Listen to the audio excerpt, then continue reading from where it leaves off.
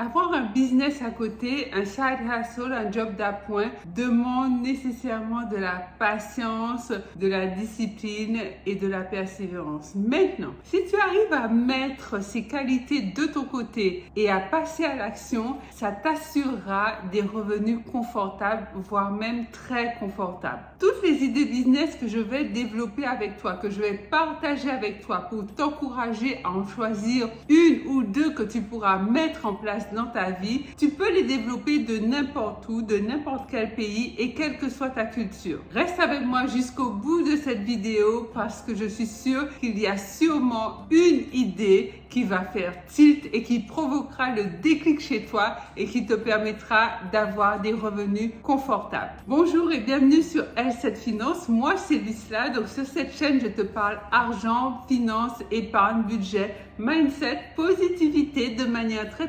concrète et très fun pour t'aider à faire gonfler ton compte en banque. Donc, si l'argent, c'est un sujet pour toi, c'est un problème. T'aimerais en savoir plus, t'aimerais en avoir plus. Ne bouge pas, mon ami, et abonne-toi car cette chaîne, c'est la tienne. Et parlons finances. Je te serais infiniment reconnaissante si tu prends quelques minutes de ton temps pour regarder la vidéo que YouTube va te proposer juste après celle-ci. Par ailleurs, je t'annonce que bientôt, très bientôt, le 25, 26 et 27 novembre, c'est le NR Summit, l'événement de l'année 2023.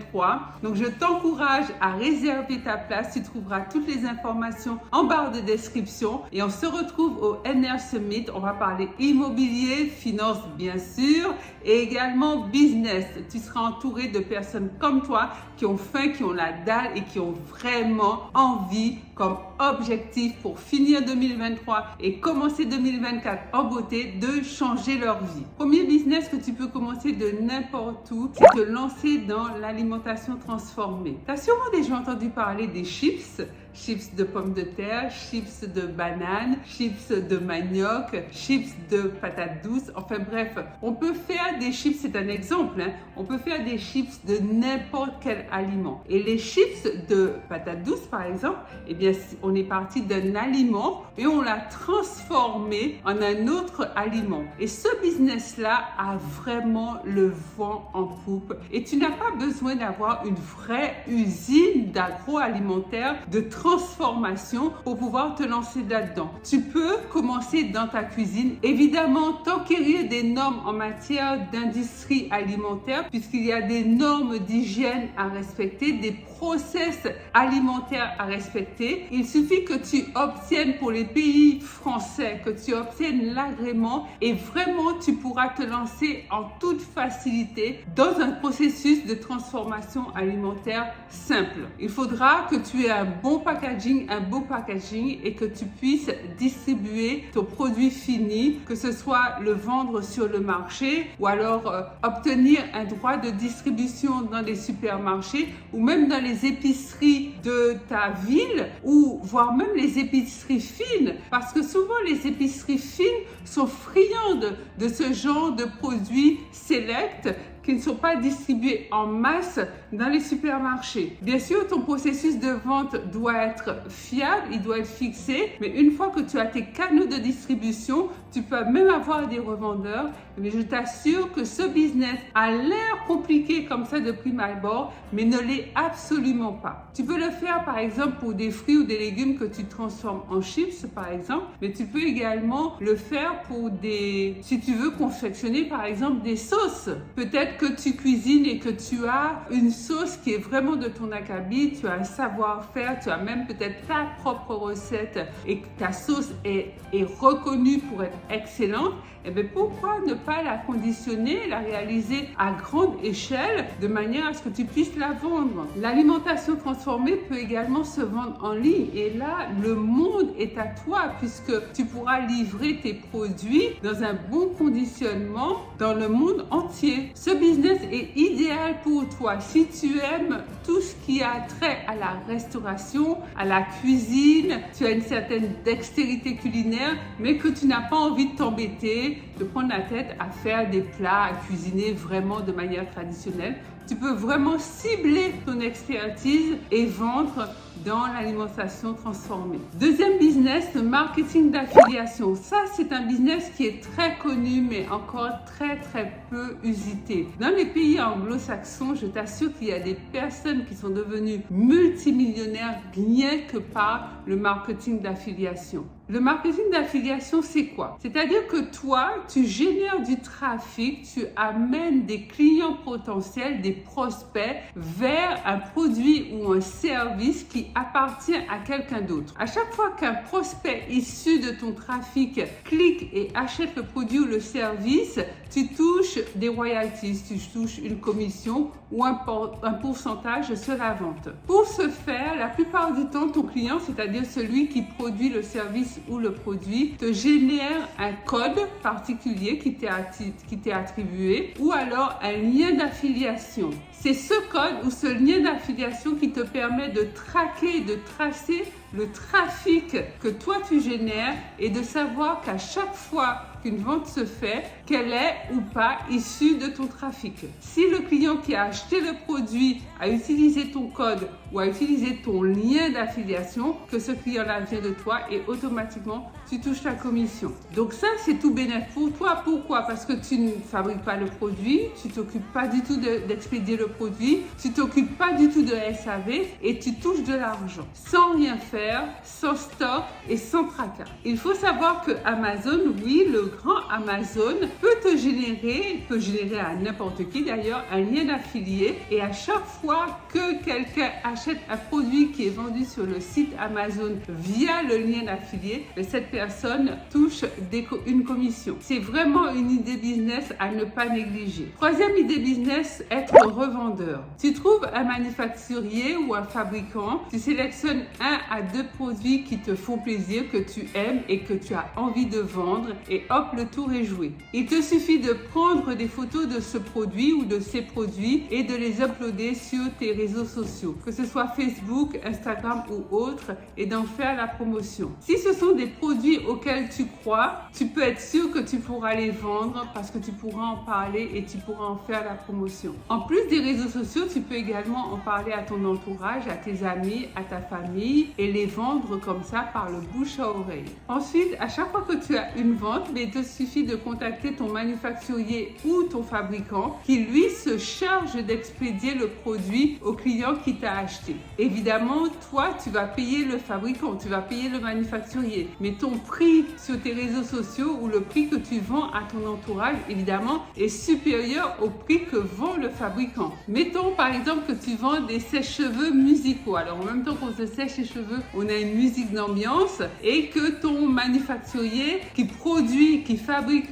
ce sèche-cheveux musical le vende, mettons, 20 € l'unité. Et toi, tu peux aisément le proposer à 40 €, ce qui fait que lorsque quelqu'un te paiera 40 €, toi, tu iras passer la commande chez ton fabricant, tu paieras les 20 €, ce qui veut dire que tu auras une marge brute de 20 € en fonction des frais de transport qu'il y aura à payer et qui seront soit à ta charge, soit à la charge de ton client. Tu as compris l'intérêt de ce business de revendeur, c'est que tu n'as pas de stock de produits, tu n'as pas d'emplacement à avoir, de locaux à louer pour pouvoir entasser tes produits. Si tu t'y prends bien, tu peux avoir une marge très sympa à chaque fois que tu vends un produit. Quatrième business, c'est vendeur de fournitures de bureau. Là, tu es vendeur, mais tu es spécialisé dans le tertiaire. Tu te spécialises dans les produits, les fournitures, les petits consommables de bureau. Par exemple, papier A3, papier A4, carnet, stylo, encre, etc.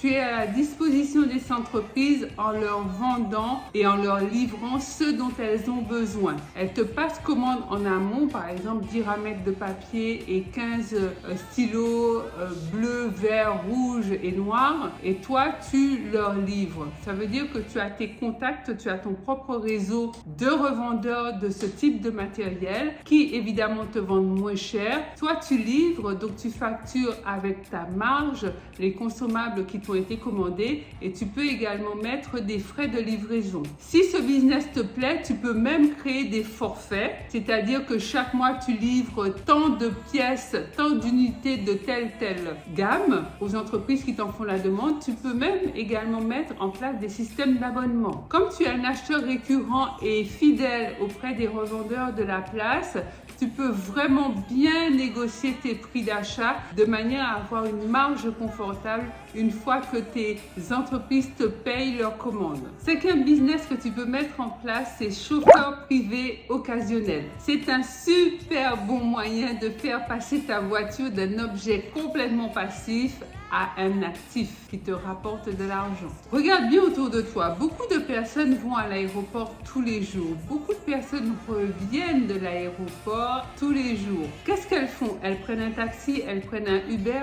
Toi, tu peux te substituer et mettre également ton véhicule personnel à la disposition de ces personnes de manière régulière, non pas comme un taxi à la demande ou à la commande, mais tu mets tes services à la disposition, par exemple, d'un chef d'entreprise qui aura ta carte, qui aura ton contact, et à chaque fois qu'il aura besoin d'être véhiculé sur toute une journée ou d'être pris en charge de tel point à un autre point, il fait appel à tes services, mais sur une base régulière, pas du tout comme un taxi. Si tu as de la disponibilité, je t'assure que les gens pressés, les chefs d'entreprise et les entrepreneurs feront appel à tes services très régulièrement. Pourquoi? Parce que ce sont des personnes qui sont très voraces de leur temps, très soucieux de leur temps. Elles considèrent que leur temps est précieux. Donc, elles ont horreur de passer du temps dans les embouteillages et quitte à passer du temps dans les embouteillages, préfèrent être conduites alors qu'elles, à l'arrière du véhicule, elles peuvent travailler.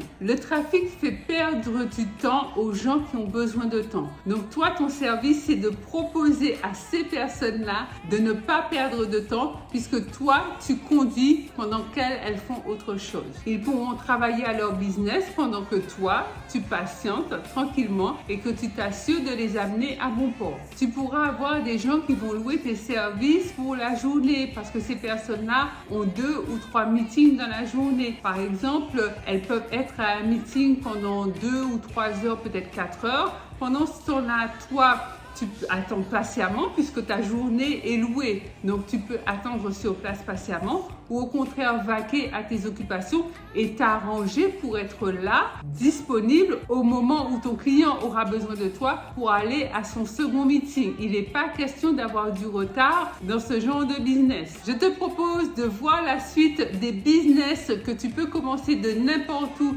dans notre vidéo de samedi parce que sinon celle-ci risque d'être beaucoup trop longue. Dis-moi en commentaire ce que tu penses des 5 premiers business. Est-ce qu'il y en a un qui t'a fait tilt ou est-ce qu'il y a une idée à laquelle je n'ai pas encore pensé dans cette première partie de la vidéo et que toi tu as déjà commencé à implémenter? Pense à liker cette vidéo, à la partager massivement tout autour de toi. Abonne-toi mon ami si ce n'est déjà fait. Pense à activer la petite cloche de notification juste à côté du bouton s'abonner, comme ça tu seras avisé à chaque fois que je mettrai en ligne une nouvelle vidéo. Je te dis à tout de suite sur Instagram, mon compte c'est L7Finance, tu peux m'y retrouver si tu le souhaites. Autrement, je te dis à samedi pour la suite de cette vidéo. Je vais te partager 7 autres business que tu peux commencer de n'importe où et en attendant samedi, je te laisse avec cette vidéo. Je suis sûre qu'elle t'en apprendra beaucoup à propos de toi, de ton mindset et de tes finances.